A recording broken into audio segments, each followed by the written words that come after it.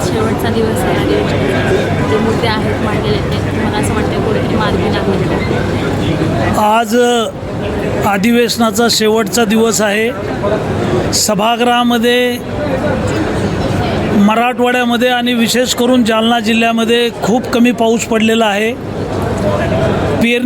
पेरणी करण्या एवढा सुद्धा पाऊस पडला नाही. मात्र लोकांनी कमी ओलं असताना पेरणी केली. आता ती पिकं जळू लागली. 8 दिवस पाऊस नाही आला तर संपूर्ण पिकं जळून जातील. पिण्याच्या पाण्याचा प्रश्न आहे. विहिरीतलं पाणी संपलेलं आहे. बोरचं पाणी संपत आलेलं आहे. धरणातलं पाणी 10% 15% पाणी आहे.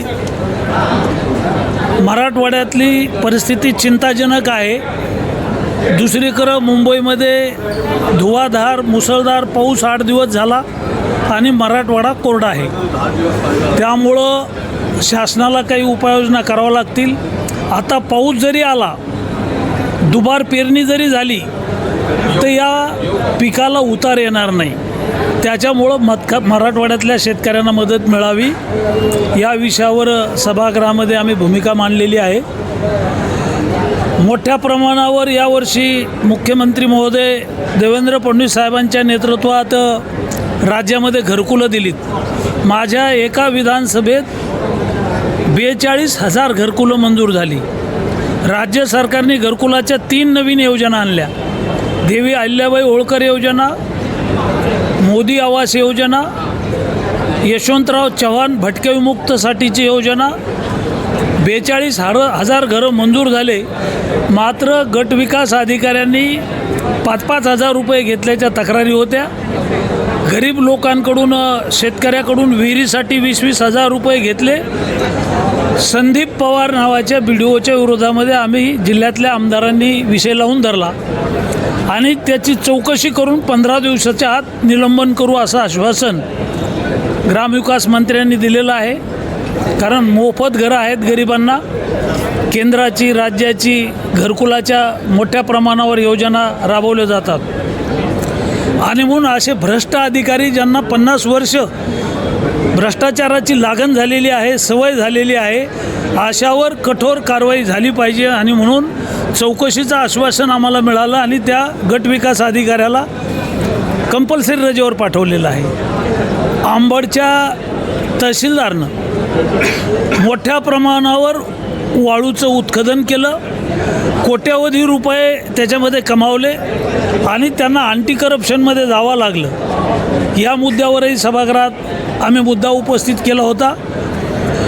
बीडचे कलेक्टर आहेत, यांनी धुळे सोलापूर महामार्गावर बोगस लाभार्थी तयार करून खोटे कागदपत्र तयार करून 75 कोटी रुपये शेतकऱ्यांच्या नावावर उचलले.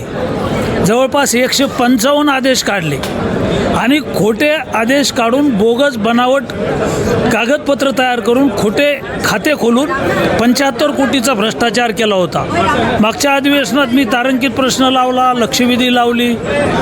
बावनकुळे साहेबांनी सांगितलं जे जे दोषी आहेत 1 महिन्याच्या आत चौकशी करू आणि त्यांच्यावर कारवाई करू.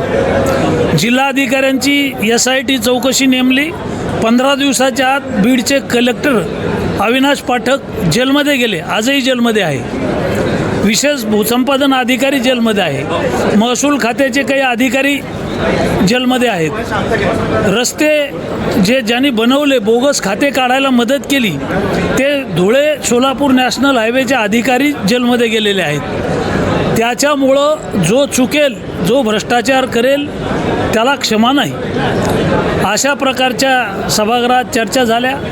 रस्ते आहेत, वीज आहे, पाणी आहे, सोलार आहे. वेगवेगळ्या माध्यमातून सभागृहामध्ये अधिवेशनामध्ये मी हे मुद्दे उपस्थित केलेले आहेत. जसं आपण बघितलं की जे कुठेतरी बोगस बियाचं वाटप केलं जातं. होय, बोगस बियाणं जे आहे तर जालन्यामध्ये बियाण्याच्या 56 कंपन्या आहेत. मोठमोठ्या कंपन्या आहेत. महाराष्ट्राचं आराध्य दैवत पंढरी आहे, तसं सीड बियाण्याचं पंढरी हे जालना आहे.